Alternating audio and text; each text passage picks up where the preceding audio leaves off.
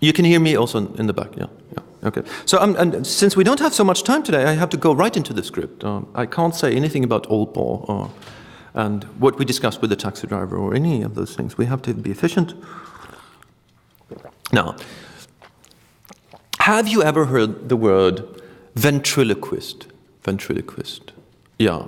It is what in Danish is bogtaler. It's a kind of artist, a kind of performance artist actually, who is speaking like me, but he's able to speak without moving his or her mouth.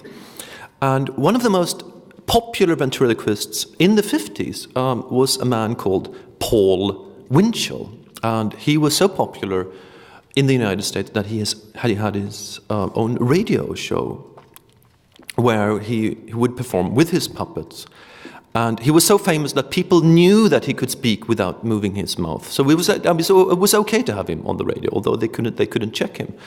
But he was also, on stage and on television, and certainly people could see that he could speak without his mouth. And then the puppet, he had different characters.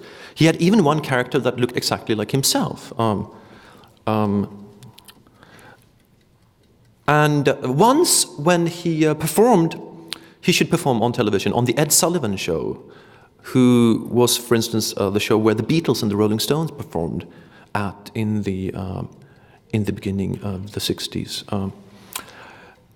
He noticed there was a problem with the sound. There was a problem with the sound at the rehearsals, and they had a boom operator, a person who was holding a microphone on a long stick over whoever was speaking. And when Winchell was speaking, the microphone was over his head and he could be heard loud and clearly. But then when the puppet was speaking, the boom operator moved the boom over to the puppet, and suddenly one couldn't hear the puppet speaking at all.